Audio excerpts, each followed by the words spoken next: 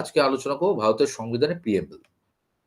তো প্রথমেই তুমি ধরো মানে তোমাকে যদি জিজ্ঞেস করা হয়, ধরো অ্যাকচুয়ালি এখন তো যেটা প্রিপারেশনের পর্যায়ে যেটা হয়ে গেছে সেটা হচ্ছে কি এটা এখন আর কেউ আলাদা ভাবে প্রিপারেশন নেয় না। মানে আগে যেটা হতো প্রিলিমসের জন্য আলাদা রকম প্রিপারেশন, আবার মেন্সের জন্য, আবার ইন্টারভিউ এর জন্য। এখন ব্যাপারটা ওরকম না। এখন তোমাকে ওভারঅল একসাথে একটা কনসেপ্ট তৈরি করে মানে পুরোটার জন্য তৈরি হতে হবে।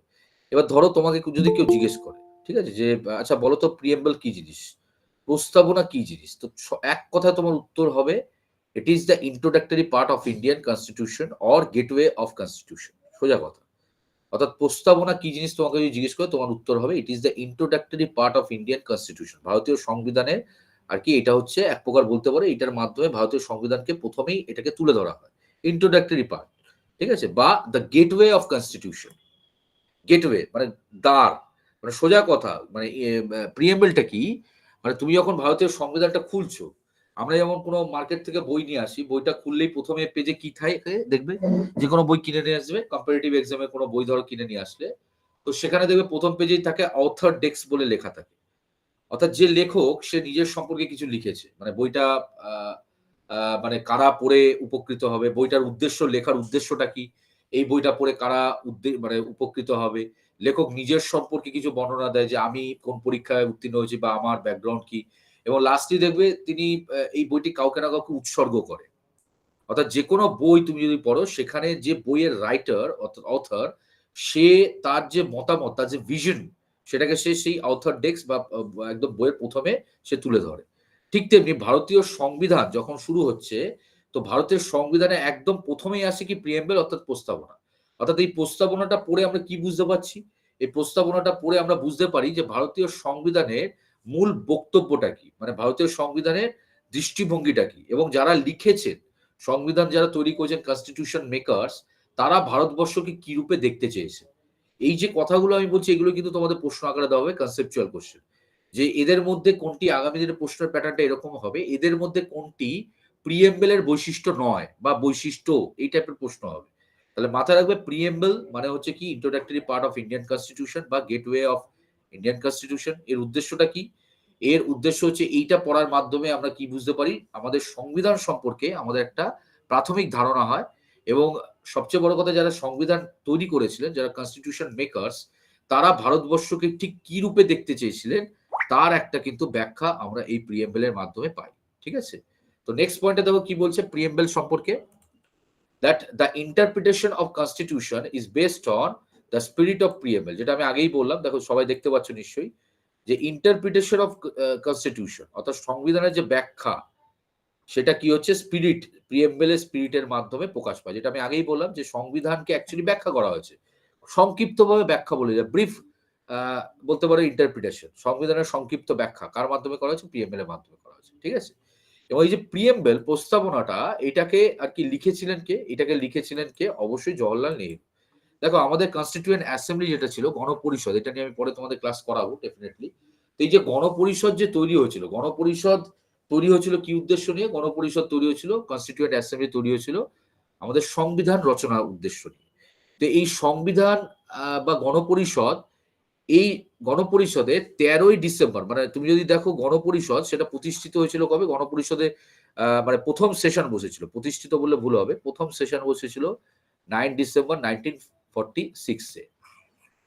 ঠিক আছে? মাথায় রাখবে। গণপরিষদের ১ম যে অধিবেশন সেটা কবে বসেছিল? এটা বসেছিল ৯ ডিসেম্বর 1946 এ বসেছিল।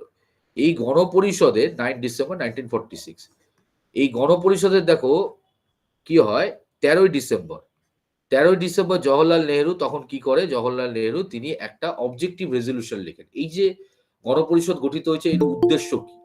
কি উদ্দেশ্য নিয়ে গণপরিষদ গঠিত হয়েছে এবং কি টপিক নিয়ে বা কিসের উপর তারা কাজ করবে? এটাকে একটা লিখিত বিবরণ আকারে পেশ করেছিলেন কে? জওহরলাল নেহেরু। কোথায়? কনস্টিটিউয়েন্ট অ্যাসেম্বলি বা গণপরিষদে। কবে সেটা? সেটা হচ্ছে ১৩ই ডিসেম্বর। অর্থাৎ গণপরিষদ তৈরি হলো এর ১ম সেশনটা বসতো ৯ ডিসেম্বর 1946 ১৩ই ডিসেম্বর কি হলো? জওহরলাল নেহেরু তিনি অবজেক্টিভ রেজোলিউশন অর্থাৎ গণপরিষদের লক্ষ্যমাত্রা কি? এর ওপর তিনি একটা খসড়া লিখে তিনি কি করলেন? গণপরিষদে পেশ করলেন। এবং এই যে খসড়াটা পেশ করা হলো এটা সর্বসম্মতিক্রমে আনঅ্যানিমাসলি মানে সর্বসম্মতিক্রমে পাশ হলো কবে? 22nd of January 1947। দেখো সবকটাই লেখা আছে। অর্থাৎ এই যে জওহরলাল নেহেরু তার যে প্রস্তাবটা ছিল সেটা সর্বসম্মতিক্রমে আল্টিমেটলি পাস হলো কবে? 22nd of January 1947। এবং এইটাই কি হলো পরবর্তীকালে এই যে জওহরলাল নেহেরুর যে প্রস্তাবনাটা ছিল, অবজেক্টিভ রেজলিউশন যে সংকল্পটা ছিল, ঠিক আছে? সেটাই কি হলো পরবর্তীকালে প্রিএমবেল এ রূপ নিল। অর্থাৎ ভারতীয় সংবিধানের যে প্রিএমবেল, প্রথম পেজেই আমরা যে প্রিএমবেলটা দেখি, এটা রচয়িতা হচ্ছে জে নেহেরু। 13 ডিসেম্বর 1946 সালে তিনি এটাকে খসড়া আকারে পেশ করেছিলেন। পরবর্তীকালে সর্বসম্মতিক্রমে এই বিলটি কনস্টিটিউয়েন্ট অ্যাসেম্বলিতে গণপরিষদে 22 জানুয়ারি পাস হয় 1947 সালে, এবং সেটি এখন কি হয়েছে? That ultimately become the preamble of India, preamble of Indian constitution. Okay, সবার বোঝা গেছে? বলো, প্রশ্নগুলো পারা যাবে তো?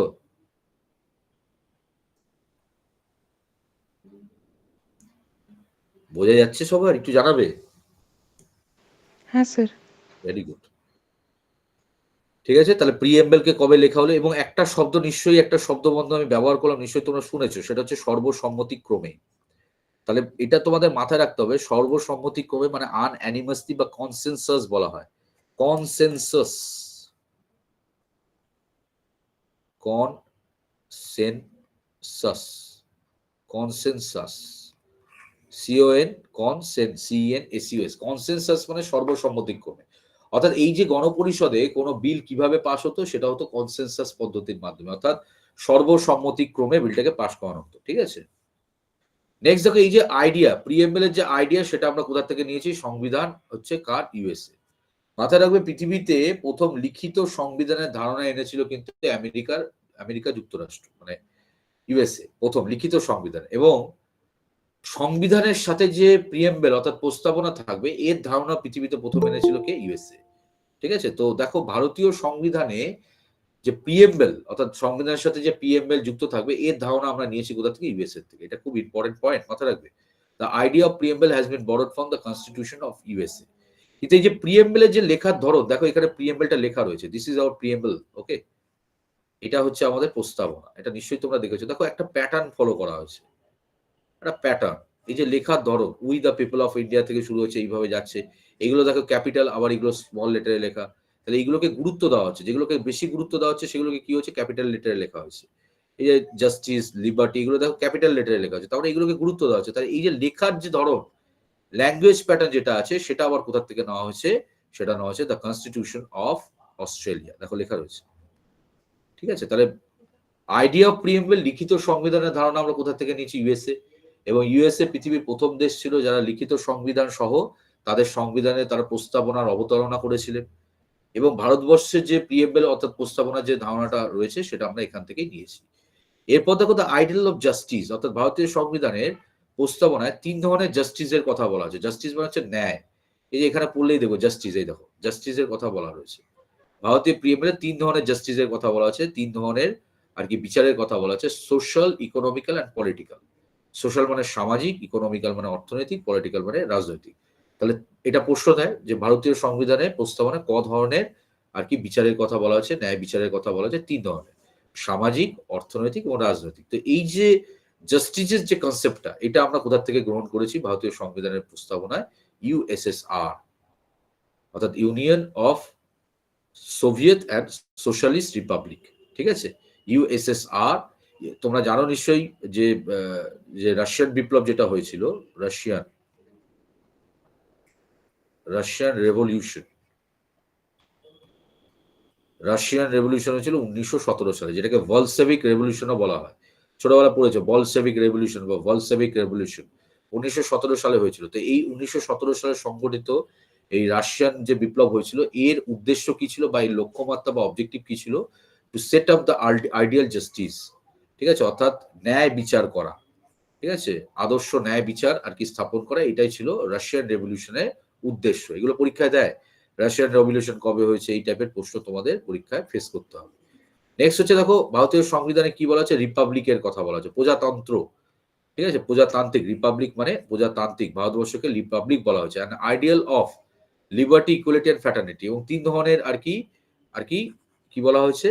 কথা বলা হয়েছে 3 ধরনের তোমার অবজেক্টিভের কথা বলা হচ্ছে। কি কি? Liberty, equality and fraternity. Liberty মানে স্বাধীনতা, ইকুয়ালিটি মানে সাম্যতা, ফ্র্যাটার্নিটি মানে সৌভ্রাতৃত্ব। দেখো এইগুলো সব ব্যাখ্যা নিচে রয়েছে। এই যে এগুলো আমরা অ্যানালাইজ করবো। দেখো এই যে ফ্র্যাটার্নিটি, ফ্র্যাটার্নিটি মানে সৌভ্রাতৃত্ব। ইকুয়ালিটি, ইকুয়ালিটি মানে সাম্যতা। কিসের সাম্যতা বলা হয়েছে সেটাও আমরা আলোচনা করবো। ফ্র্যাটার্নিটির কথা বলা হয়েছে। তাহলে এই টাইপের এই যে লিবার্টি, ইকুয়ালিটি, ফ্র্যাটার্নিটি, ঠিক আছে, এই যে বা রিপাবলিক এর যে কনসেপ্টটা, এগুলো নেওয়া হচ্ছে ফ্রেঞ্চ রেভলিউশন থেকে, অর্থাৎ ফরাসি বিপ্লব। তাহলে ফরাসি বিপ্লব বা ফ্রেঞ্চ কনস্টিটিউশন, এই ফ্রেঞ্চ রেভলিউশন তোমরা জানো, ফ্রেঞ্চ রেভলিউশন সংগঠিত হয়েছিল কবে, কেউ বলতে পারবে?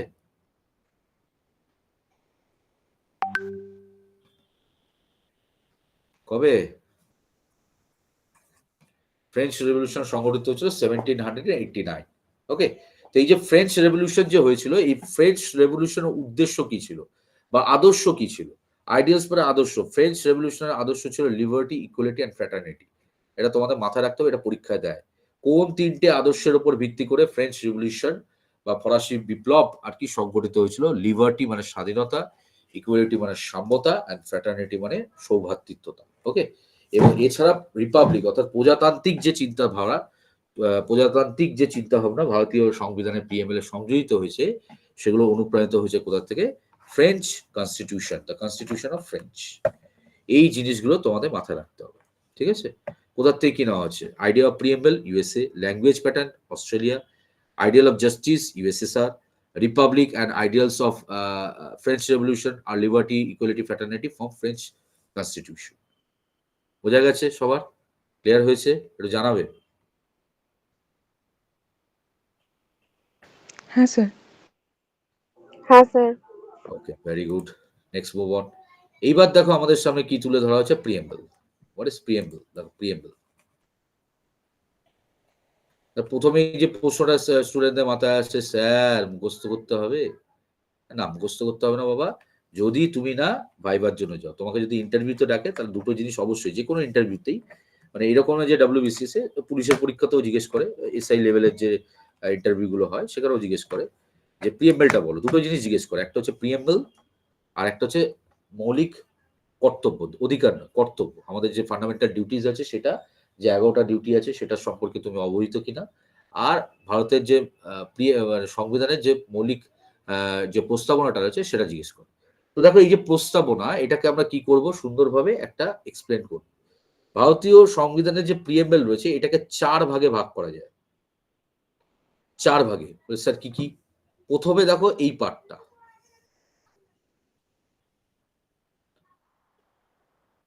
ভারতীয় সংবিধানের প্রস্তাবনা শুরু হচ্ছে কি with the people of India দিয়ে। তাহলে এই যে পার্টটা, এটাকে বলে সোর্স।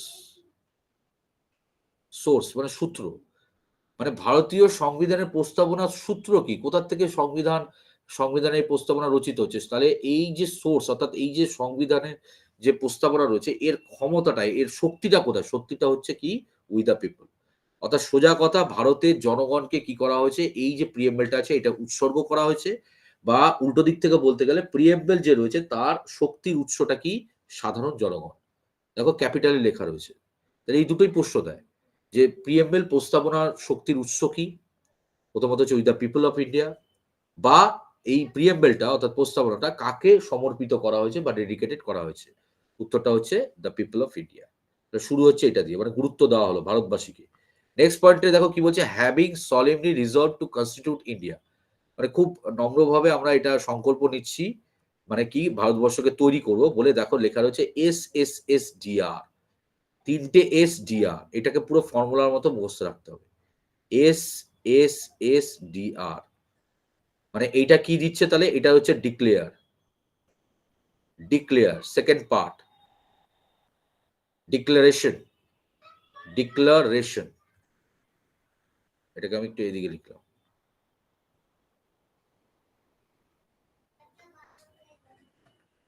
ডিক্লারেশন ঘোষণা। ভারতবর্ষকে কি বলে ঘোষণা করছে? ভারতবর্ষকে ঘোষণা করছে sovereign, socialist, secular, democratic republic. কে ঘোষণা করছে? ভারতীয় সংবিধানের প্রিএমবেল ঘোষণা করছে। এবার সভরেন কি জিনিস, সোশ্যালিস্ট কি জিনিস, সেকুলার কি জিনিস, ডেমোক্রেটিক কি জিনিস, রিপাবলিক কি জিনিস, সেগুলো একটু আলোচনা করতে হবে। তো প্রথমেই দেখো কি বলা হচ্ছে, ভারতবর্ষকে কি ঘোষণা করে। এটা কিন্তু এই অর্ডারটাই মেনটেন হবে। মানে এখানে কোশ্চেনও আছে কিছু, দেখবে সেখানে আগে পরে করে দেওয়া হয়। মানে ভারতবর্ষকে কি বলা হচ্ছে সোশ্যালিস্ট, সেকুলার এরকম না। একদম অর্ডারটা মেইনটেইন করবে sovereign, socialist, secular, democratic, Republic. ঠিক আছে? SSSDR। তো এই সভরেন কথাটার অর্থ কি? সার্বভৌম। সভরেন কথাটার অর্থ হচ্ছে সার্বভৌম। সার্বভৌম মানে হচ্ছে যে ব্যক্তি বা যে রাষ্ট্র কি হচ্ছে অন্যের দ্বারা পরিচালিত হয় না। অর্থাৎ যে রাষ্ট্র ব্যবস্থা বা যে ব্যক্তি কি হচ্ছে মানে যাকে বাইরের থেকে বা ভেতর থেকে কেউ নিয়ন্ত্রণ করতে পারবে না। নিয়ন্ত্রণ আর কি মুক্ত। আজকে ভারতবর্ষ একটা সভরেন কান্ট্রি, তার কারণ ভারতবর্ষের রাষ্ট্র যে গভর্নমেন্ট রয়েছে, নির্বাচিত সরকার, তারা তাদের পলিসি নিজের মতো করে বানাতে পারে। আজকে ধরো ভারতবর্ষের সরকার গভর্নমেন্ট যখন কোনো পলিসি তৈরি করবে, তখন নিশ্চয়ই পার্শ্ববর্তী রাষ্ট্র থেকে কোনো দেশ তাকে প্রেশার দিয়ে নতুন কোনো পলিসি তৈরি করাবে না। তাহলে তো ভারতবর্ষ সভরেন হবে না, সার্বভৌম হবে না। অর্থাৎ বহির্জাত শক্তির কাছে যদি মাথা নত করে বা বহির্জাত শক্তির দ্বারা যদি নিয়ন্ত্রিত হতে পারে, নিয়ন্ত্রিত হতে থাকে, বা আভ্যন্তরীণ শক্তি, ধরো আভ্যন্তরে দেশের ভেতরে এমন একটা শক্তির উত্থান হলো যারা আর কি ক্ষমতা বলে সরকারকে বিভিন্ন ক্ষেত্রে তারা কি করছে সরকারের যে পলিসি বা নিয়ম কানুন রয়েছে সেটাকে তারা আর কি চেঞ্জ করতে বাধ্য করছে। তাহলে যদি সরকার এরকম করে তাহলে সরকার কিন্তু সার্বভৌম হবে না। সার্বভৌম মানেই হচ্ছে যে রাষ্ট্র বা যা ব্যক্তি সে কি হচ্ছে বাইরের শক্তি বা ভেতরের শক্তি থেকে নিয়ন্ত্রণ মুক্ত।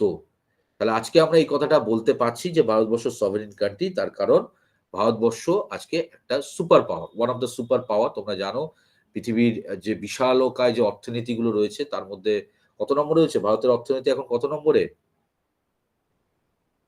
ইন্ডিয়া ইজ দ্য কত নম্বরে? স্যার 5 5 না 4th? 4th है sir. Yes, 4th largest economy in the world. কি বললাম বুঝেছো? ডিফেন্সের দিক থেকে দেখতে গেলে থার্ড থার্ড থার্ড। বুঝতে পারছো কোথায় আমরা চলে গেছি? সুতরাং আমরা এখন সুপার পাওয়ার, তাই না? তা আমরা একটা সময় ছিল, একটা সময় এরকম ছিল। দেখো পৃথিবীতে এবার যদি তুমি এরকম বলো যে স্যার আদৌ পৃথিবীতে সার্বভৌম বলে কিছু আছে, ঘটনাটা হচ্ছে কিচ্ছু নেই। কারণ কোনো আমরা ব্যক্তিগত, আমি বললাম না ব্যক্তিগতভাবে কোনো ব্যক্তি তো সার্বভৌম হতে পারে না, সে কারো না কারোর দ্বারা প্রভাবিত হবে, তাই না? তো আদতে সে অর্থে বলতে সভারেন কিছুই হয় না, বাট অ্যাপারেন্টলি আগে তুমি দেখো, আপেক্ষিকভাবে যদি তুমি দেখো, তাহলে ভারতবর্ষ হচ্ছে একটা সভারেন কান্ট্রি। এবার এখানে একটু মাথায় রাখতে হবে যে এটা ঘটনা। আজকে ধরো ইন্ডিয়ান গভর্নমেন্ট সে কোনো পলিসি আনছে, সেটা করতে গিয়ে ধরো গভর্নমেন্ট এমন কোনো পলিসি আনবে না যার দ্বারা ধরো এখানে ভারতবর্ষেতে অবস্থিত যেসব অন্য দূতাবাসের যারা বাসিন্দা রয়েছে বা অন্য দেশ থেকে যারা আসে তারা ক্ষতিগ্রস্ত হবে। কারণ একটা জিনিস মাথায় রাখতে হবে, মানে এটা তোমাকে সবসময় মাথায় রাখতে হবে, প্রকৃত অর্থে সভারেন কেউই হয় না। ভারতবর্ষতে ধরো ইউএস এর কিছু বাসিন্দা রয়েছে, কিন্তু ভারতবর্ষের সরকার এমন কিছু আর কি পলিসি আনলো যার দ্বারা ইউএস এর বাসিন্দারা ক্ষতিগ্রস্ত হলো। তখন ভারত সরকারকে এটা মাথায় রাখতে হবে যে এর থেকেও বেশি, মানে ভারতে যতজন ইউএসএ রয়েছে তার থেকেও বেশি ইউএসএ তে ভারতীয় রয়েছে। তো ইউএস এর সরকার এমন কোনো পলিসি আনবে যে ভারতীয়রা ক্ষতিগ্রস্ত হবে। তো এইগুলো একটা মিউচুয়াল আন্ডারস্ট্যান্ডিং এর ব্যাপার থাকে। তো তাছাড়াও যদি বলো, এগুলো বাদ দিয়েও যদি বলো যে আমরা একটা নির্বাচিত রাষ্ট্র ব্যবস্থা পেয়েছি এবং এখন যেহেতু আমরা একটা সুপার পাওয়ারে ধীরে ধীরে পরিণত হচ্ছি, তো এখন আমরা আমাদের যে মানে সার্বভৌমত্ব এটা আছে সেটাকে আমরা কায়েম করতে পেরেছি, কিছুটা হলেও পেরেছি। ঠিক আছে? নেক্সট হলো কি সোশ্যালিস্ট। সোশ্যালিস্ট মানে হচ্ছে সমাজতান্ত্রিক। সমাজতান্ত্রিক ব্যবস্থা বলতে কি বোঝায়? সমাজতান্ত্রিক ব্যবস্থা বলতে বোঝায় যেখানে রাষ্ট্র হচ্ছে সবকিছুর প্রকৃত নিয়ন্ত্রক, মেইন কন্ট্রোলার। রাষ্ট্র বলতে এখানে গভর্নমেন্ট। গভর্নমেন্ট কি করছে? সবকিছুকে নিয়ন্ত্রণ করছে। গভর্নমেন্ট কি করছে? ইকুয়ালিটি মেনটেন করছে, সবার মধ্যে সাম্যতা, সবাই সমান অধিকার পাবে, সবাই সমান সুযোগ পাবে। এটা কে মেনটেন করছে? গভর্নমেন্ট। গভর্নমেন্ট যেখানে প্রকৃত নিয়ন্ত্রক।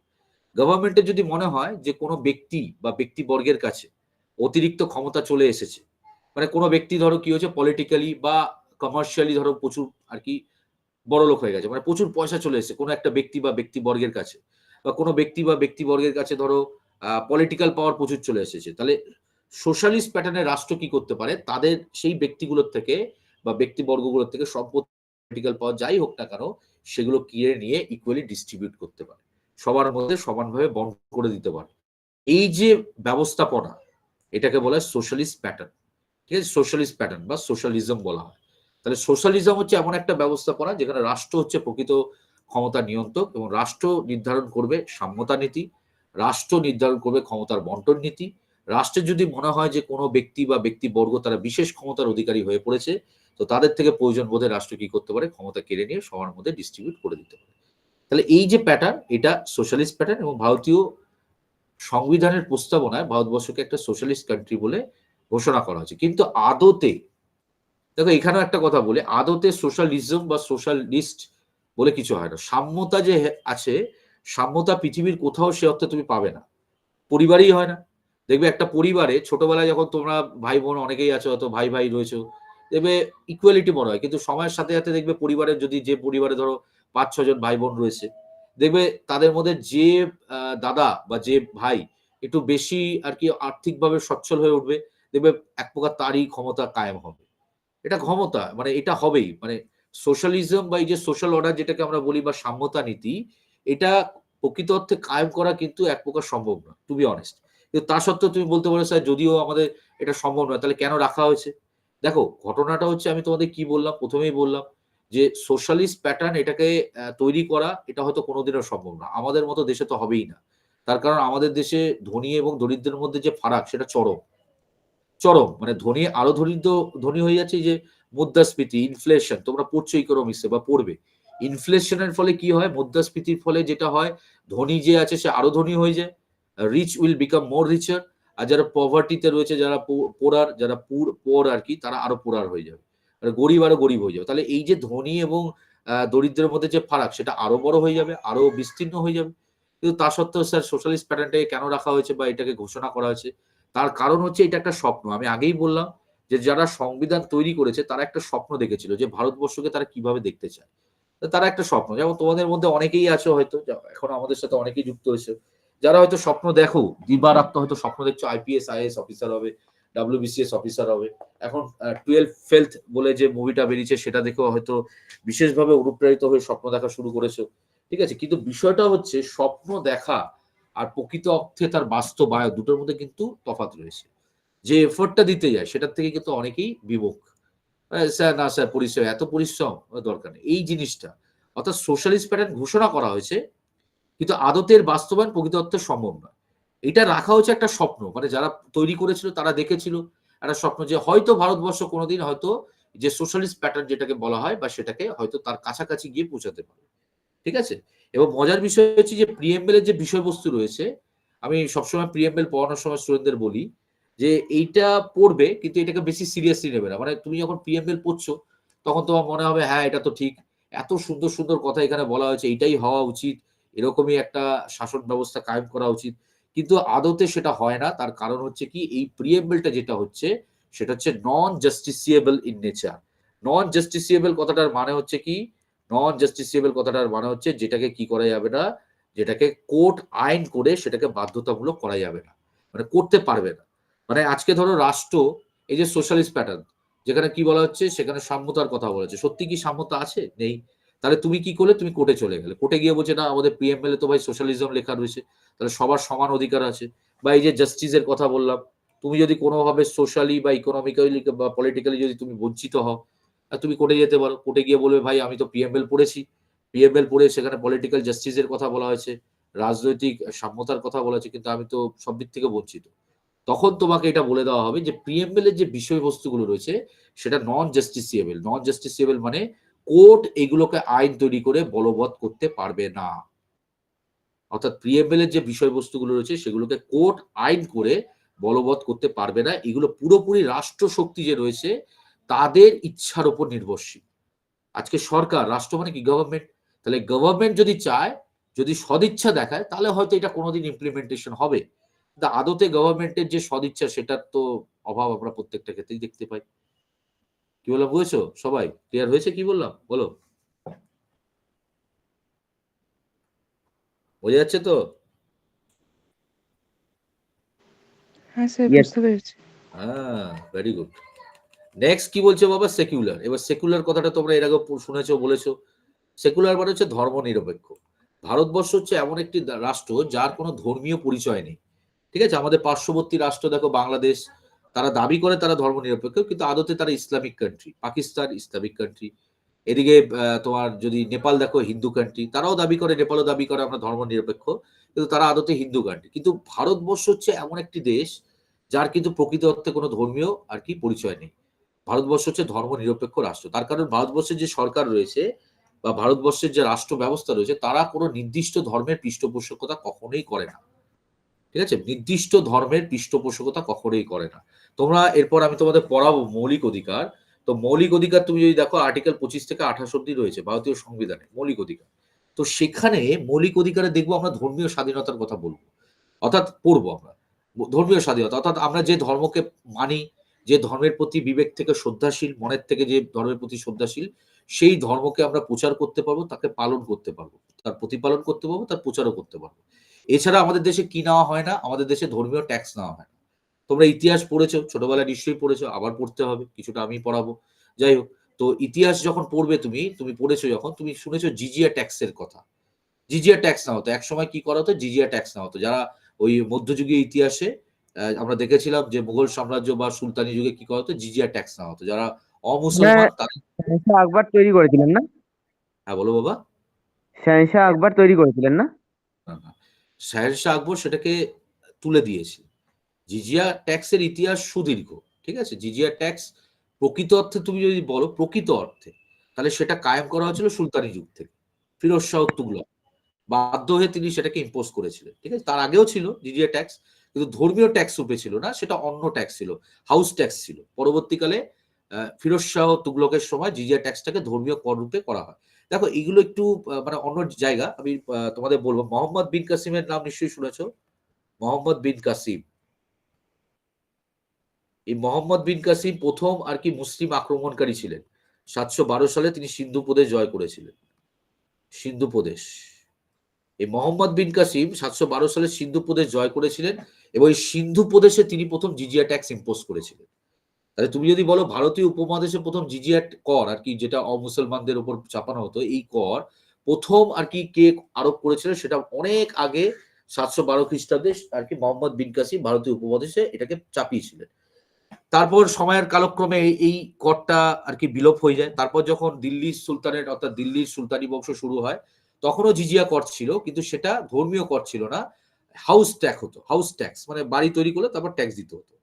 পরে ফিরোজ শাহ তুগলকের সময় কি করা হয়, এটাকে ধর্মীয় কর করা হয়, জিজিয়া ট্যাক্সকে ধর্মীয় কর করা হয়। অর্থাৎ তুমি অন্য ধর্মের মানে তোমাকে এবার ট্যাক্স দিতে হবে। যেহেতু সুলতান কি অন্য ধর্মের, ইসলামীয় ধর্মের, তাহলে তোমার কাছে দুটো option, either you will converted to Islam, মানে তুমি হিন্দু ধর্ম থেকে ইসলাম বা অন্য কোনো ধর্ম থেকে ইসলাম ধর্ম গ্রহণ করবে, বা তোমাকে ট্যাক্স দিতে হবে। এবার বেশিরভাগ ক্ষেত্রে কি হতো, গরিব মানুষ তারা ট্যাক্স বাঁচানোর জন্য তারা হিন্দু মানে মুসলিম ধর্ম গ্রহণ করতো। তাহলে এই যে ট্যাক্সটা ছিল, এটাকে পরবর্তীকালে আকবর, শাহেনশাহ আকবর কি করেছিল, এটাকে তুলে নিয়েছিল। ঠিক আছে, এটা খুব ইম্পর্টেন্ট, এটা আমি পরে আলোচনা করবো। 1564 সালে আকবর কি করেছিলেন, এই জিজিয়া ট্যাক্স থেকে তুলে নিয়েছিল। আবার পরে আওরঙ্গজেবের সময় এটাকে আবার চাপানো হয়েছিল। তো এর একটা সুদীর্ঘ ইতিহাস আছে, আমি পরে আলোচনা করে দেবো। যাই হোক, তো যেটাতে আসছিলাম, তো ভারতবর্ষ হচ্ছে এমন একটি রাষ্ট্র যেখানে ধর্মীয় স্বাধীনতা সব ধর্মের মানুষকে দেওয়া হয়েছে। শুধুমাত্র তাই নয়, ধর্মীয় স্বাধীনতার আর কি প্রচারের জন্য তোমাকে কি দেওয়া হচ্ছে, তোমাকে মন্দির মসজিদ বা ধর্মীয় প্রতিষ্ঠান গঠনের অনুমতি তোমাকে দেওয়া হয়েছে। এই যে যেখানে সেখানে মন্দির মসজিদ হয়ে যায়, তার কারণ ধর্মীয় স্বাধীনতা রয়েছে, সংবিধান দিয়েছে এই ক্ষমতা। এবং তার থেকে বড় কথা, আমাদের কোনো ধর্মীয় কর দিতে হয় না, ধর্মীয় কর কোনো দিতে হয় না। এবার কিছু কিছু স্টুডেন্ট থাকে, তারা বলে স্যার ওই যে দুর্গাপুজোর চাঁদা দিতে আসে। তো কথাটা হচ্ছে, দুর্গাপুজোর চাঁদা তোমার পাড়া কাকারা নিতে আসে, ওটা কি সরকার নিতে আসে? দুর্গাপুজোর চাঁদা ওটা তো পাড়ার যে কমিটি থাকে, পাড়ার যে ক্লাব থেকে তারা নিতে আসে। গুলিয়ে ফেলবে না সরকার। তো আমরা যখন কোথাও যাই, আমরা তো ট্যাক্স দিই, যে কিছু যা কিছু কিনি দেখবে ট্যাক্স লেখা থাকে। তুমি একটা ওই থিয়েটারে যাবে, মুভি দেখতে দেবে, ওরা একটা বিল দিল, সেই বিলের মধ্যে লেখা থাকে কত ট্যাক্স যাচ্ছে। দেখবে তো ভালো করে, কোথাও ওরকম লেখা আছে নাকি ধর্মীয় ট্যাক্স, রিলিজিয়াস ট্যাক্স, কোথাও নেই। তাহলে ভারতবর্ষ কেন এত আলোচনা করছি, তোমাকে যখন জিজ্ঞেস করবে, আচ্ছা ভারতবর্ষ যে সেকুলার, ধর্মনিরপেক্ষ, তুমি মনে করো? তোমার উত্তরটা নিশ্চয়ই হবে হ্যাঁ স্যার। তাহলে এর সপক্ষে যুক্তিটা কি? তখন তোমাকে কিন্তু এই ধর্মীয় স্বাধীনতার কথা উল্লেখ করতে হবে। আমি মৌলিক অধিকার পড়ানোর সময় পড়াবো, 25 থেকে 28 কথা বলতে হবে। তার মধ্যে ধর্মীয় ট্যাক্স যে দিতে হয় না তার উল্লেখ করতে হবে। এইগুলো হচ্ছে, এবং ভারতবর্ষের রাষ্ট্র যে রয়েছে মানে ভারত সরকার কোনো নির্দিষ্ট ধর্মের পৃষ্ঠপোষকতা করে না, তাই ভারতবর্ষ হচ্ছে একটা ধর্মনিরপেক্ষ রাষ্ট্র ব্যবস্থা। নেক্সট হচ্ছে দেখো ডেমোক্রেটিক। ডেমোক্রেটিক কথাটার অর্থ হচ্ছে গণতান্ত্রিক। ডেমোক্রেসি মানে গণতন্ত্র, তাহলে এখানে গণতান্ত্রিক। এগুলো সব লেখা আছে বাবু।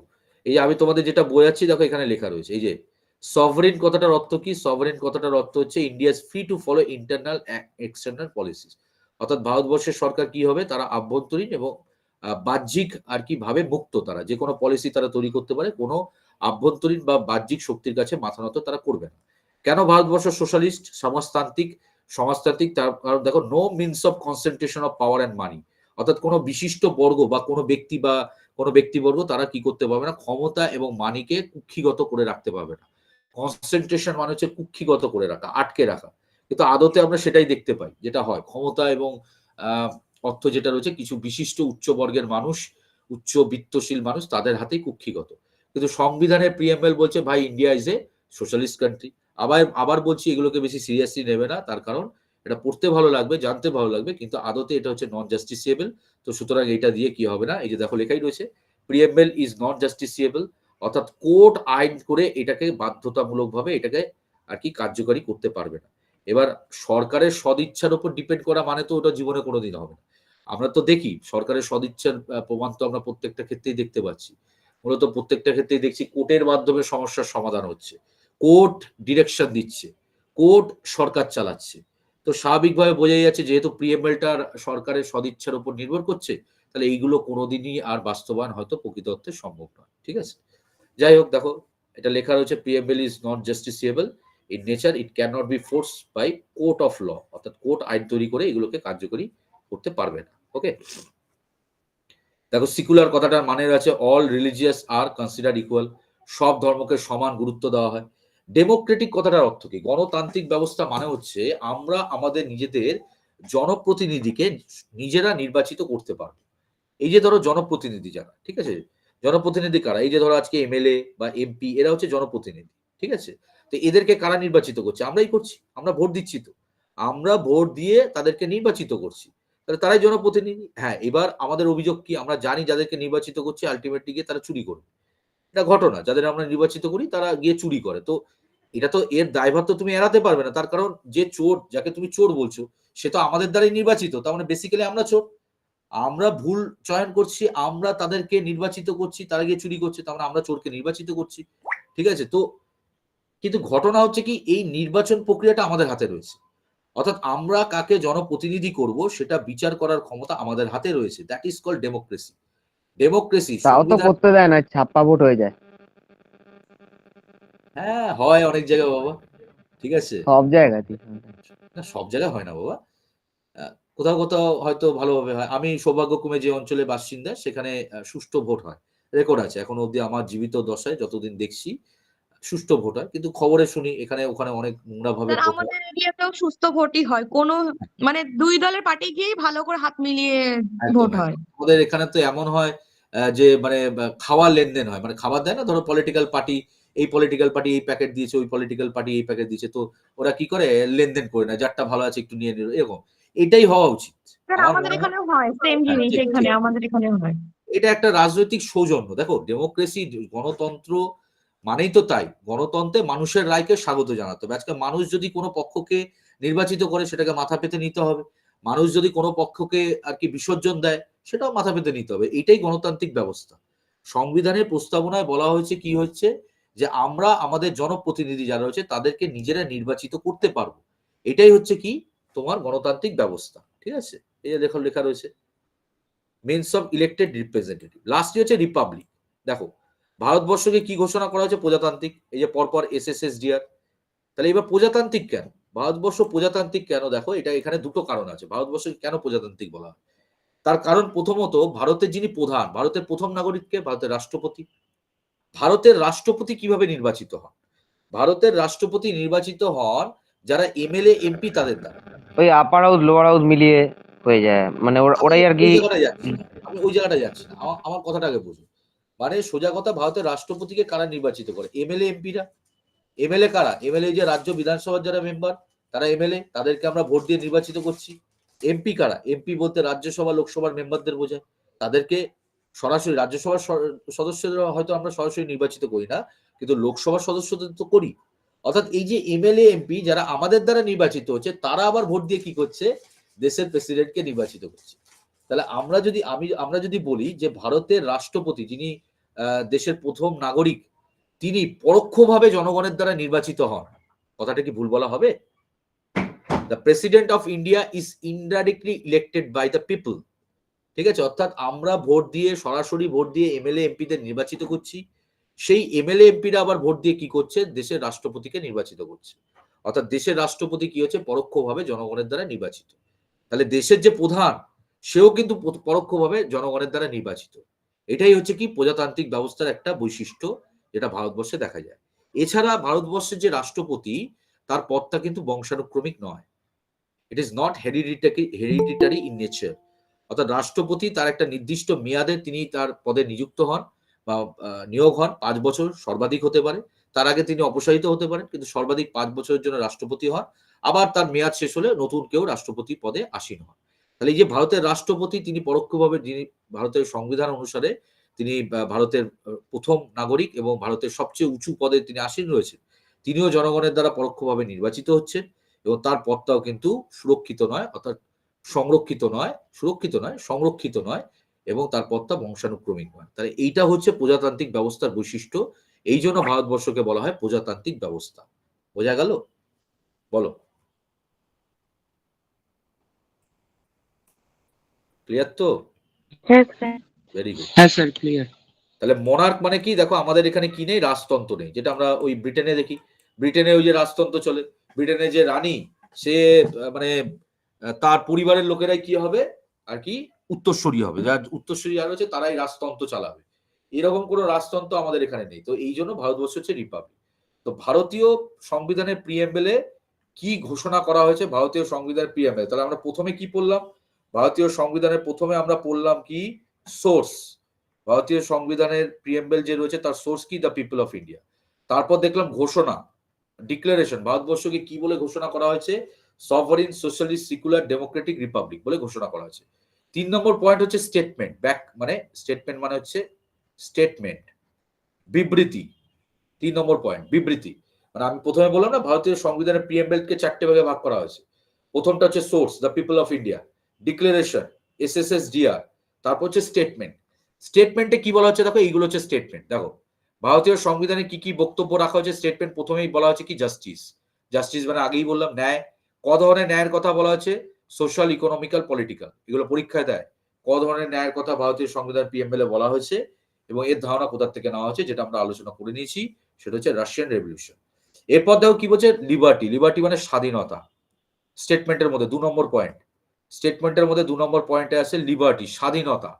ক ধরনের স্বাধীনতার কথা ভারতীয় সংবিধানের প্রস্তাবনায় বলা হচ্ছে, 5 ধরনের। দেখো, liberty of thought, expression, believe, faith and worship. অর্থাৎ ভারতীয় সংবিধানে 5 ধরনের কি বলা হয়েছে, লিবার্টি বা স্বাধীনতার কথা বলা হয়েছে। প্রথমে রয়েছে লিবার্টি অফ থট, চিন্তা, অ্যান্ড এক্সপ্রেশন, মতামত প্রকাশের অধিকার, মানে তুমি উন্মুক্ত ভাবে চিন্তা করতে পারো, তোমার চিন্তার আর কি ওপর নিয়ন্ত্রণ থাকবে না। রাষ্ট্র চাইলে তোমার চিন্তার উপর নিয়ন্ত্রণ করতে পারবে না, তুমি স্বাধীনভাবে তুমি চিন্তা করতে পারো। এক্সপ্রেশন মানে মতামত প্রকাশ করতে পারো, তোমার যা বক্তব্য তুমি ঘরে বসে ওই সোশ্যাল মিডিয়ার মাধ্যমে তুমি তোমার মতামত প্রকাশ করতে পারো। নেক্সট হচ্ছে বিলিভ অ্যান্ড ফেইথ, এই দুটোর মাঝখানে গ্যাপ আছে। বিলিভ মানে কি, বিলিভ মানে হচ্ছে নিজের ওপর বিশ্বাস। রাষ্ট্র বলছে তুমি নিজের ওপর বিশ্বাস রাখো, মানে সংবিধান বলছে তুমি নিজের ওপর বিশ্বাস রাখো, সংবিধান তোমার পেছনে আছে, সংবিধান তোমার সাথে আছে, তুমি নিজের ওপর বিশ্বাস রাখো। You should have a believe on your self and faith to the system. তুমি নিজের ওপরও বিশ্বাস রাখো এবং এই যে পুরো সিস্টেমটা রয়েছে তার উপরও তোমাকে বিশ্বাস রাখতে হবে। দেখো আমরা কি বলি, I have a believe in my self, আর আমরা বলি I have a faith on you বা I have a faith on the system. মানে ফেইথটা কার ওপর, সিস্টেমের ওপর। সংবিধানের প্রস্তাবনা বলছে তুমি নিজের উপর বিশ্বাস রাখো এবং এই যে আমাদের পুরো সিস্টেমটা রয়েছে তার উপরও তোমাকে বিশ্বাস রাখতে হবে। কারণ আমরা কি হয়, আমরা অনেক সময় আশাহত হয়ে পড়ি। এই যে ধরো চাকরি প্রার্থী যারা রয়েছে তারা এত আন্দোলন করছে, তাদের সিস্টেমের উপর থেকে হয়তো বিশ্বাস উঠে গেছে, কিন্তু ভারতীয় সংবিধানের প্রস্তাবনায় বলা হচ্ছে ভাই তুমি নিজের উপর বিশ্বাস রাখো, সংবিধান তোমার আছে, সংবিধান তোমাকে অনেক ক্ষমতা দিয়েছে, অনেক অধিকার দিয়েছে এবং তার সাথে সাথে এই যে পুরো সিস্টেমটা আছে এইটার উপরও তোমাকে কোথাও না কোথাও বিশ্বাস রাখার কথা বলা হয়েছে। ঠিক আছে। আর লাস্টে হচ্ছে ওয়ার্শিপ, মানে উপাসনা করার অধিকার। উপাসনা মানে পুজো করার অধিকার, অর্থাৎ তুমি চাইলে যে কোনো ধর্ম, যে কোনো আর কি ভগবানকে পুজো করতে পারো। তাহলে ক ধরনের আর কি লিবার্টি বা স্বাধীনতার কথা ভারতীয় সংবিধানের প্রিএম্বেলে বলা রয়েছে, 5 ধরনের। Liberty of thought, expression, believe, faith and worship. Next হচ্ছে কি ইকুয়ালিটি, 3 নম্বর। এগুলো স্টেটমেন্টের 3 নম্বর। ইকুয়ালিটি মানে হচ্ছে সাম্যতা। কিসের সাম্যতা ভাই? সাম্যতা বলছে স্ট্যাটাস। স্ট্যাটাস মানে হচ্ছে মর্যাদা, অর্থাৎ সকলের কি থাকবে? সমান মর্যাদা থাকবে। এটা খুব ইম্পর্টেন্ট। আমি বললাম না, পড়লে তোমার খুব ভালো লাগবে। প্রত্যেকটা মানুষের সমান মর্যাদা সম্পন্ন, কাউকে তুমি কি করতে পারবে না, মানে অপমান করতে হবে, সেই চোখে তোমাকে দেখতে হবে। Equal status and opportunity. এই যে বললাম, অপরচুনিটি মানে সুযোগ, সবাইকে সমান সুযোগ দিতে হবে। আদতে হয়? আদতে এইসব হয় না। সম্মান সবার এক দেওয়া হয়? হয় না। সুযোগ দেওয়া হয়? হয় না। কিন্তু করতে হচ্ছে আমাদের, যেহেতু ভারতীয় সংবিধান এটাকে সংযোজিত হয়েছে। To promote among them all, এবং এইগুলোকে লোকেদের মধ্যে প্রমোট করতে হবে। তাহলে ইকুয়ালিটি ক ধরনের? ইকুয়ালিটির কথা, সাম্যতার কথা বলা হচ্ছে প্রিএমএলে দু ধরনের, স্ট্যাটাস মর্যাদা এবং অপরচুনিটি সুবিধার। নেক্সট হচ্ছে ফ্র্যাটার্নিটি, 4 নম্বর। ফ্র্যাটার্নিটি মানে হচ্ছে সৌভ্রাতৃত্ব, বন্ধুত্বতা, সৌভ্রাতৃত্ব। সৌভ্রাতৃত্বটা কিসের জন্য করতে হবে? দেখো, ফ্র্যাটার্নিটি অ্যাসিওরিং মানে নিশ্চিত করতে হবে কিসের মধ্যে? Dignity of individual and unity and integrity of the nation. তাহলে কোন ধরনের সৌভ্রাতৃত্বতার কথা বলছে? সৌভ্রাতৃত্বতার মাধ্যমে কি হবে? অ্যাসিওর করতে বলছে, আমাদেরকে সুনিশ্চিত করতে বলছে যে সৌভ্রাতৃত্বতার মধ্যে দিয়ে। হ্যাঁ বলো, কেউ কিছু বলছো নাকি? ওকে, কি বলছে? ফ্র্যাটার্নিটি বা সৌভ্রাতৃত্বতার মধ্যে দিয়ে কি তোমাকে নিশ্চিত করতে বলছে, সুনিশ্চিত করতে বলছে? That is dignity of individual. প্রত্যেকটা মানুষের সম্মান, মানে প্রত্যেকটা মানুষের কি রয়েছে? সম্মান রয়েছে, সেটাকে সুনিশ্চিত করতে হবে বন্ধুত্বের মাধ্যমে, ঠিক আছে, সৌভ্রাতৃত্বের মাধ্যমে। এবং unity and integrity of the nation, এবং দেশের ঐক্য, এটাকে কিন্তু কি করতে হবে? ইউনিটি, ঐক্য অ্যান্ড ইন্টিগ্রিটি, এইটাকে তোমাকে কি করতে হবে? সুনিশ্চিত করতে হবে। তাহলে নিজেদের মধ্যে কি বলতে বলছে? নিজেদের মধ্যে সৌভ্রাতৃত্বপূর্ণ পরিস্থিতি বা সৌভ্রাতৃত্বপূর্ণ সম্পর্ক তৈরি করতে বলছে, এবং যার দ্বারা প্রত্যেকটা মানুষের সম্মান এবং দেশের যে ঐক্য এবং যে মানে যে ইন্টিগ্রিটি যেটা রয়েছে, সেটাকে সুনিশ্চিত করার কথা বলা হয়েছে এর মাধ্যমে, ঠিক আছে। তাহলে এই হচ্ছে কি স্টেটমেন্ট, মানে বক্তব্য। তাহলে ভারতীয় সংবিধানের প্রিএমবেলে কটা স্টেটমেন্ট আমরা পাচ্ছি? 4টে। Justice, liberty, equality and fraternity. ক ধরনের জাস্টিস? 3 ধরনের। ক ধরনের লিবার্টি? 5 ধরনের। ক ধরনের ইকুয়ালিটি? 2 ধরনের, স্ট্যাটাস অ্যান্ড অপরচুনিটি। ক ধরনের ফ্র্যাটার্নিটি? দ্যাট ইজ 2 ধরনের। কি কি? ডিগনিটি অফ দ্য ইন্ডিভিজুয়াল, প্রত্যেক মানুষের সম্মান থাকবে, এবং integrity and unity of the nation. বোঝা গেল? তাহলে এই হচ্ছে ভারতীয় সংবিধানের প্রিএমবেলে 3টে পর্যায়। তাহলে স্যার 4 নম্বর পর্যায়টা কি? 1 নম্বরে তো আমরা সোর্স দেখলাম, 1 নম্বরে সোর্স, 2 আপনি বললেন ডিক্লারেশন, 3 বললেন স্টেটমেন্ট, 4 নম্বরে হচ্ছে দেখো একটা ডেট। 4 নম্বরে হচ্ছে ডেট। ডেট অর্থাৎ ভারতীয় সংবিধানের প্রিএমবেলে তাহলে কি কি দেওয়া হলো? কি কি দেওয়া হলো? প্রথমে কি ছিল? Source, we the people of India. 2 declaration, ঘোষণা। 3 স্টেটমেন্ট। 4 ডেট। দেখো এখানে একটা ডেটের উল্লেখ আছে, বলছে আমাদের constituent assembly Gana Parishad 26 of November 1949 কি করলাম? এই যে প্রিএমবেলটা, এটাকে আমরা অ্যাডপ্ট করলাম, এটাকে আমরা গ্রহণ করলাম। তাহলে এখানে এই প্রশ্নটা দুভাবে দেয়। এক তো দেয় যে সরাসরি দেয় যে ভারতীয় সংবিধানের প্রস্তাবনা কবে গ্রহণ করা হয়েছিল, অ্যান্সারটা হচ্ছে 29 অফ নভেম্বর 1949। বা ঘুরিয়ে দিল, ভারতীয় সংবিধানের প্রস্তাবনায় কোন ডেটের উল্লেখ আমরা পাই? তাহলে কোন ডেটের উল্লেখ পাই? That is 26 of November 1949।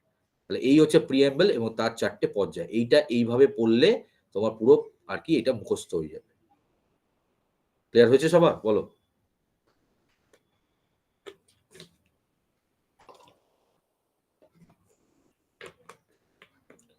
একটু স্যার নিস্তব্ধতা। বলছি হ্যাঁ বলো। বলছি স্যার লাস্টের যে ডেটটা ওটা প্রিএমবেলটাকে অ্যাডপ্ট করা হয়েছে না হ্যাঁ, কনস্টিটিউশনটাকে অ্যাডপ্ট করা প্রিএমবেলটাকে হয়েছে? অ্যাডপ্ট করা হলো না, কনস্টিটিউশন না। দেখো এখানে লেখা আছে, in our okay constituent assembly here by adopt, ঠিক আছে, and give ourself to this constitution. আমরা কি করছি? সংবিধানে এটাকে অংশভুক্ত করছি। বুঝেছো? দেখো, হ্যাঁ স্যার। তাই তো? হ্যাঁ ক্লিয়ার হয়েছে তো? হ্যাঁ স্যার। স্যার ইরেজ করে দিলেন, আমার তো লেখাই হলো না। আরে বাবা, তুমি এতক্ষণ কি করছিলে? হ্যাঁ, ওপরের গুলো কপি করছিলাম। বাহ, আবার লিখে দিচ্ছি। কি ছিল প্রথমে? বলো, তুমি বলো কি ছিল প্রথমে? আরে সোর্স ছিল, তারপর একটা ডেট ছিল 4 নম্বরে, 3 ওটা তো আর 4 পরে। স্কিপ হয়ে গেছে। তারপর ছিল কি? ডিক্লারেশন, ঘোষণা, তাই তো? ডিক্লারেশন। তারপর কি ছিল? স্টেটমেন্ট। স্টেটমেন্ট, তারপর ছিল ডেট। হয়েছে? লেখো।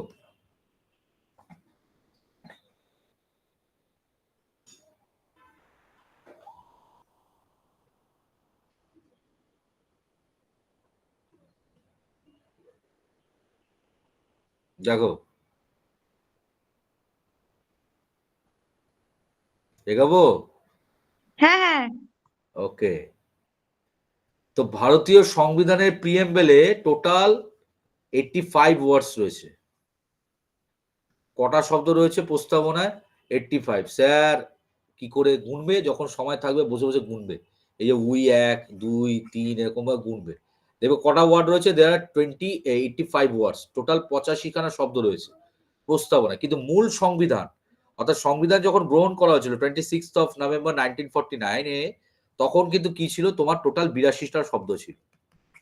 তাহলে মূল সংবিধানের প্রস্তাবনা 82টা শব্দ ছিল, এখন সেই সংখ্যাটা দাঁড়িয়েছে 85। তার মানে 3টে শব্দ পরে যুক্ত করা হয়েছে। সেই 3টে শব্দ কবে যুক্ত করা হলো এবং কি কি? দেখো এখানে লেখা আছে, দ্য ওয়ার্ড সোশ্যালিস্ট, সেকুলার আর ইন্টিগ্রিটি, এই 3টে শব্দ কি করা হয়েছে? ভারতীয় সংবিধানের প্রস্তাবনায় যুক্ত করা হয়েছে। কবে?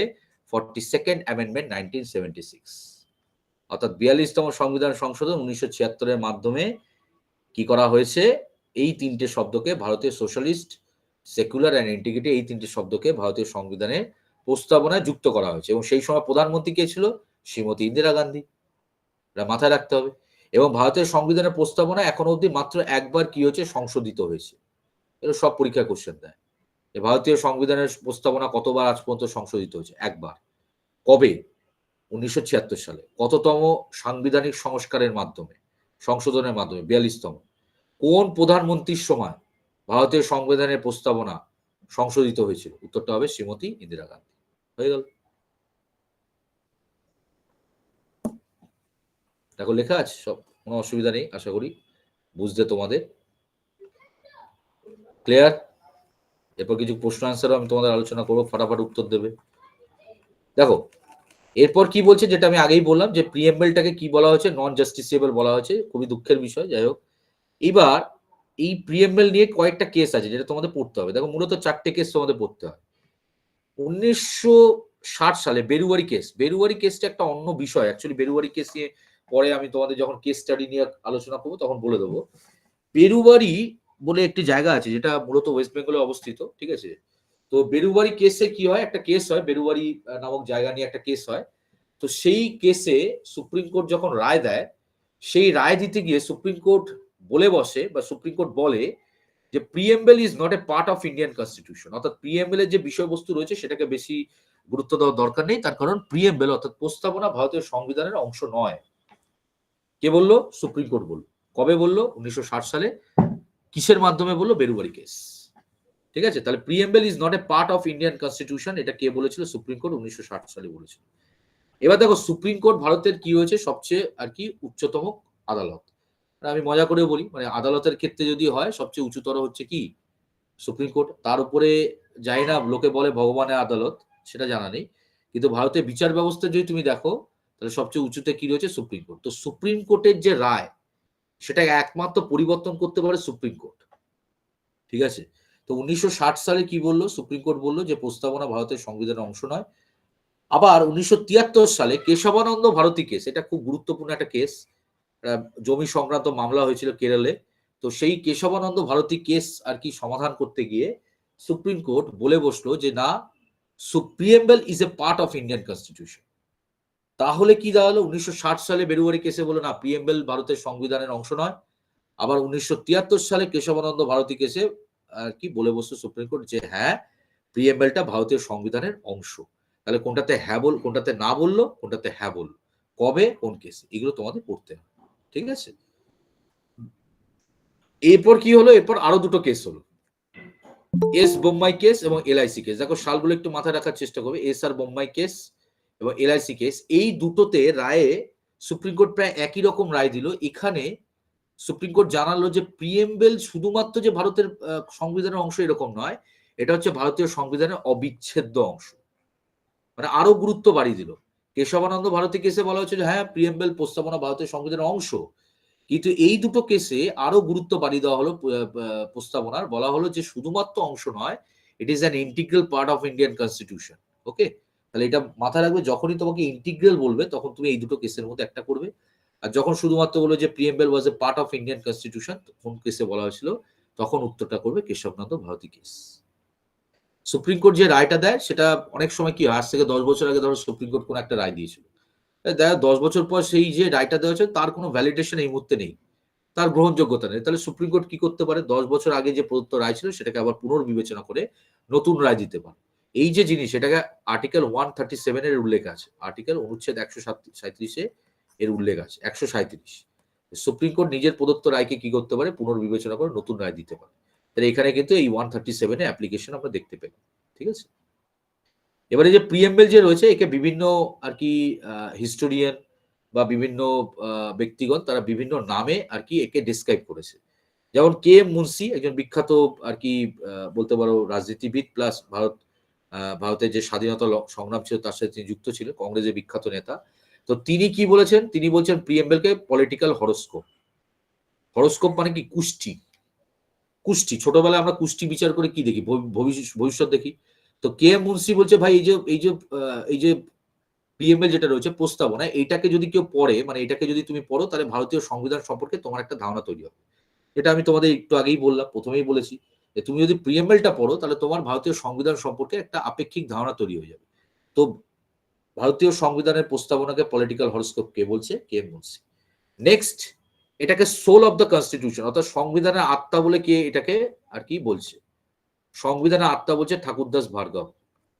ঠিক আছে, এগুলো কিন্তু পরীক্ষায় দেয় কে কি বলে আর কি ডেকেছে। তাহলে সংবিধানের আত্মা বলে সোল অফ দ্য কনস্টিটিউশন বলছে ঠাকুরদাস ভার্গব। আর identity card of Indian constitution, অর্থাৎ ভারতীয় সংবিধানের পরিচয় পত্র কে বলছে, দ্যাট ইজ এন পালকিওয়ালা।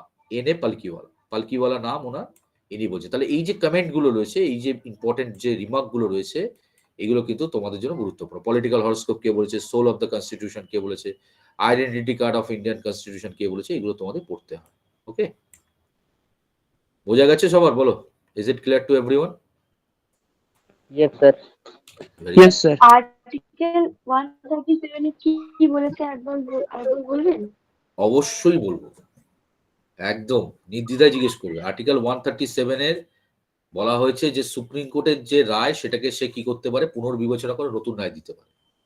অর্থাৎ সুপ্রিম কোর্টের নিজের রায়কে পুনর্বিবেচনা করার ক্ষমতা কোথায় রয়েছে, 137। সুপ্রিম কোর্টের উপর তো কোনো কোর্ট নেই, তাহলে সুপ্রিম কোর্টের রায় একমাত্র পুনর্বিবেচনা করে পরিবর্তন কে করতে পারে, সুপ্রিম কোর্টই করতে পারে।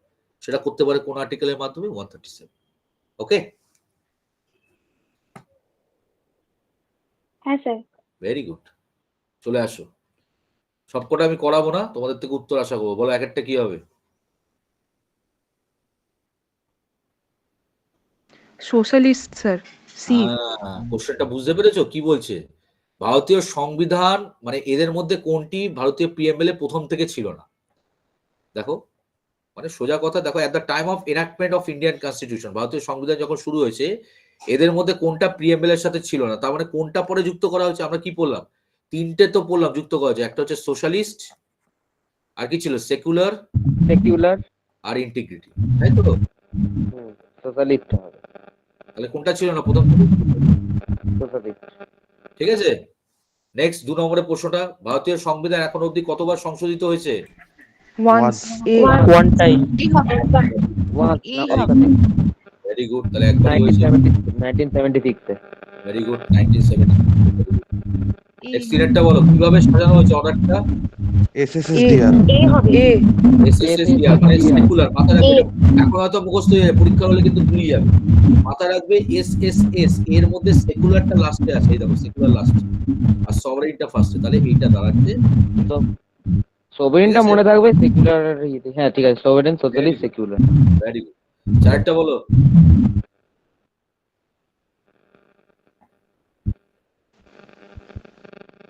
Sir, Russian revolution. 3 ধরনের জাস্টিস বললাম না, social, economical, political justice.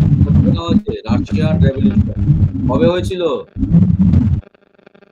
Russia 1917 1917 Russian revolution, ঠিক আছে? বল ব্রেকিং, বলশেভিক, বল বেকিং না, বলশেভিক। স্পেলিংটা একবার লিখে দিন একটু। বাংলায় বলে বলশেভিক বিপ্লব। ইং- ওই যে লেনিন বলেছে না, লেনিন। তা বলছি ইংলিশ ইংলিশ বাংলায় ইয়ে ভুলেই গেছি। হ্যাঁ, লেনিন বিপ্লব বলা হয়। ভেরি গুড, সবাই চলে এসছে সবাই। নেক্সট বাজেটটা কি হবে? Berubari union case. নটে বলেছে, তাহলে নট মানে বেরুবাড়ি কেস। কত সাল? 1960। এই কেশবে তো হ্যাঁ 1963। বললো। ও সরি 7। কেশবচন্দ্র ভারতী কেস তো বললো হ্যাঁ পার্ট। এটা তো না বলেছে তো কোনটা পার্ট? বেরুবাড়ি কেস 1990, এই 1960 সাল। চলো, বেরুবার কেস হবে 1960। বাহ, ভেরি গুড, ভেরি গুড। 1960 চারটা বলো।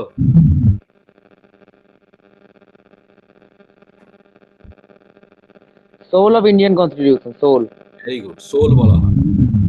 অপশন ভারতীয় সংবিধানে বলা সোল বলা হয়, তাই তো? কে বলেছে? ঠাকুরদাস ভার্গব। কে বললেন?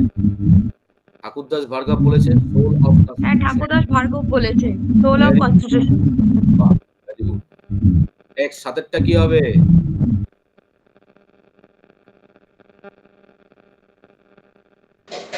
Jawaharlal Nehru. D. Objective resolution লিখেছিল জওহরলাল নেহেরু, তাই তো? Very good, objective resolution. Next আরেকটা অস্ট্রেলিয়ান কনস্টিটিউশন। ল্যাঙ্গুয়েজ প্যাটার্ন, মানে ওই যে লেখার যে পদ্ধতি, লেখন পদ্ধতি, সেটা না হয়েছে বলে অস্ট্রেলিয়া। Very good.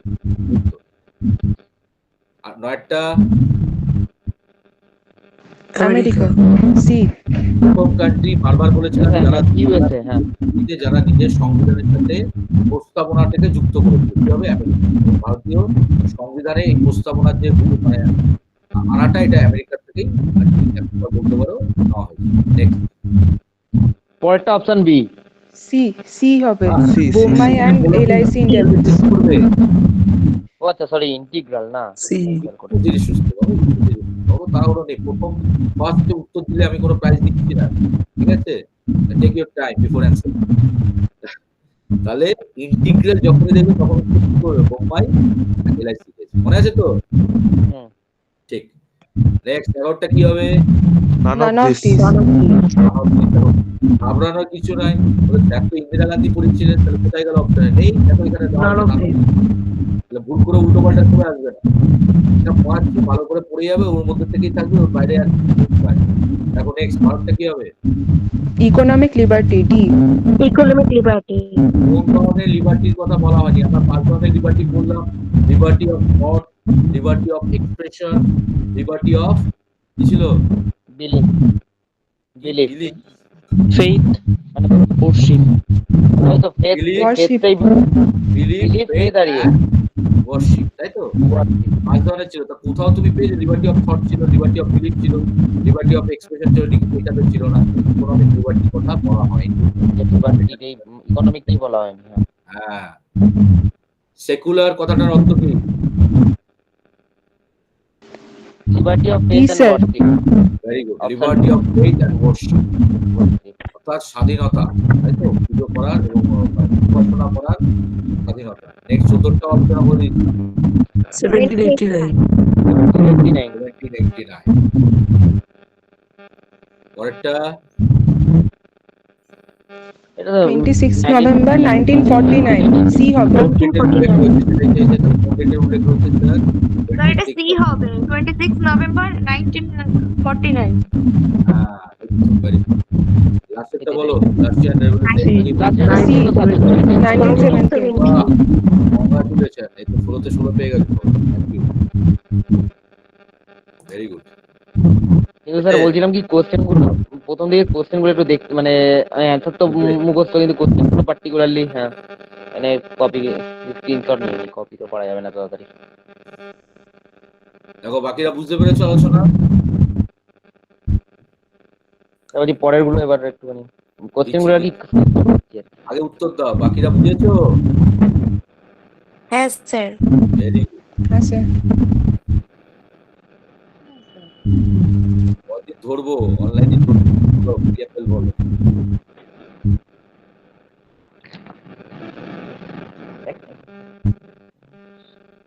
হয়েছে? এবার লাস্টের দিকে বলি।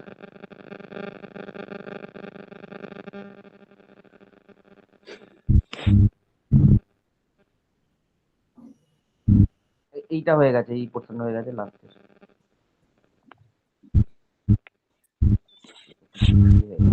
Thank you sir, thanks a lot. Okay, চলো সবার ক্লিয়ার হয়েছে তো?